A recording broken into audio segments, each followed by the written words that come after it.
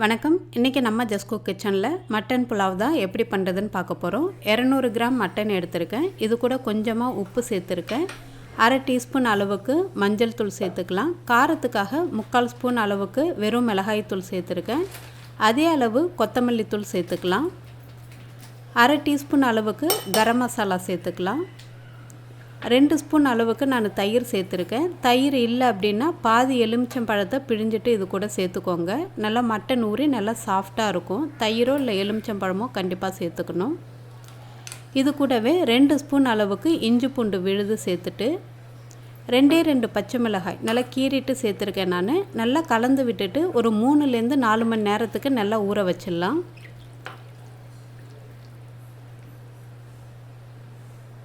நான் இன்றைக்கி ஒரு 4 மணி நேரத்துக்கு மட்டனை நல்லா இந்த மாதிரி மசாலா போட்டு நான் ஊற வச்சு எடுத்திருக்கேன். ஒரு குக்கர்லேயோ அப்படி இல்லைன்னா ஏதோ ஒரு பாத்திரத்துலேயோ கூட நம்ம 2லேருந்து 3 ஸ்பூன் அளவுக்கு எண்ணெய் விட்டு சூடு பண்ணிக்கோங்க. ஒரே ஒரு ஏலக்காய், 2 கிராம்பு, ஒரே ஒரு பிரியாணி இலை சேர்த்துக்கலாம். இது கூடவே ஒரு வெங்காயம் நல்லா இந்த மாதிரி நல்லா மெலிசாக ஸ்லைஸ் பண்ணிவிட்டு சேர்த்துக்கோங்க. இந்த புலாவுக்கு வந்துட்டு ரொம்ப அதிகமாக நம்ம பொருட்கள் சேர்க்க போகிறது கிடையாது. வெறுமனே வெங்காயம், நம்ம மசாலா ரெடி பண்ணி வச்சுருக்கிற அந்த மட்டன் தான் சேர்க்க போகிறோம். இப்போது வெங்காயம் நல்லா வதங்கி நல்லா லைட் ப்ரௌன் கலருக்கு மாறி வந்திருக்கு. இந்த ஸ்டேஜில் நம்ம ஊற வச்சு எடுத்துருக்கிற அந்த மட்டன் துண்டுகளையும் இது கூட சேர்த்து மிதமான தீயில வச்சு நல்லா வதக்க போகிறோம்.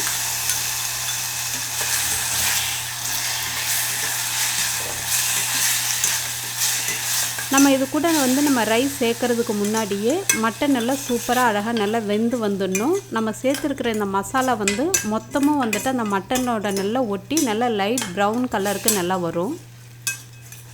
ரொம்ப ஹை ஃப்ளேமில் வைக்காமல் கரெக்டாக ஒரு 20 நிமிஷம் மிதமான தீயில வச்சுட்டு அப்பப்போ நல்லா கிளறி விட்டுக்கிட்டே இருங்க, அடி பிடிக்காமல்.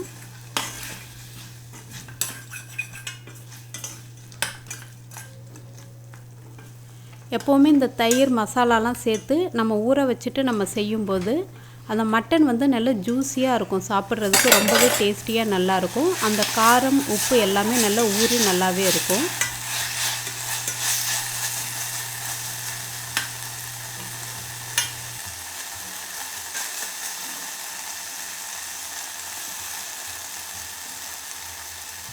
இப்போது ஒரு 20 நிமிஷம் பொறுத்து மட்டன் சூப்பராக நல்லா வெந்து வந்திருக்கு. அதோடைய கலரே பார்த்திங்கன்னா தெரியும். மசாலா ரொம்ப கம்ப்ளீட்டாக கறியோட நல்லா ஒட்டி சூப்பராக அழகாக தயாராகிடுச்சு.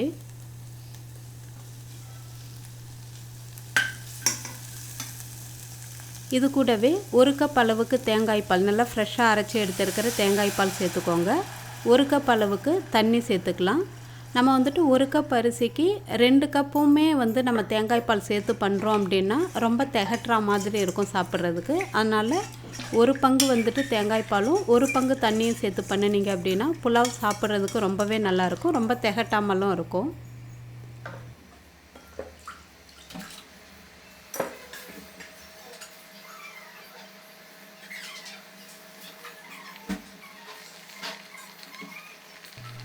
இப்போ இது நல்லாவே கொதிச்சிருக்கு. இந்த தேங்காய் பால் தண்ணி எல்லாமே சேர்த்து நல்லா கொதிச்சிருச்சு. நம்ம ஊற வச்சு எடுத்துருக்கிற பாஸ்மதி அரிசியை தண்ணியை வடிச்சிட்டு இது கூட சேர்த்துடலாம்.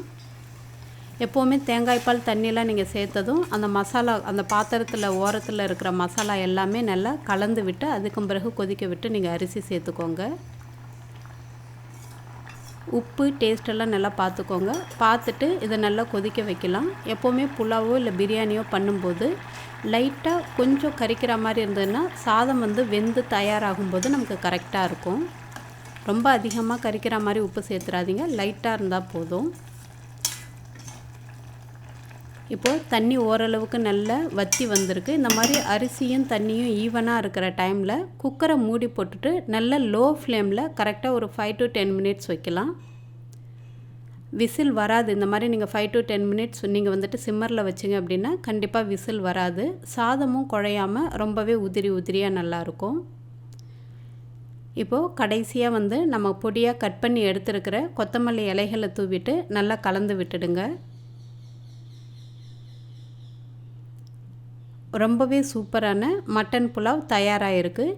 இது கூட நீங்கள் ஆனியன் ரைத்தா கூட வச்சு சாப்பிட்லாம். ரொம்பவே டேஸ்டியாக நல்லாயிருக்கும். இதில் நம்ம மட்டனை வந்துட்டு ஓப்பன் பண்ணியே நல்லா பொறுமையாக மிதமான தீயில வச்சு வேக வச்சுருக்கோம். அது மட்டும் இல்லாமல் நம்ம மசாலாலாம் போட்டு ஊற வச்சுருக்கிறதுனால ரொம்பவே டேஸ்டியாக நல்லாயிருக்கும். நீங்களும் உங்கள் வீட்டில் ட்ரை பண்ணி பார்த்துட்டு எப்படி இருந்துச்சுன்னு சொல்லுங்கள். நன்றி, வணக்கம்.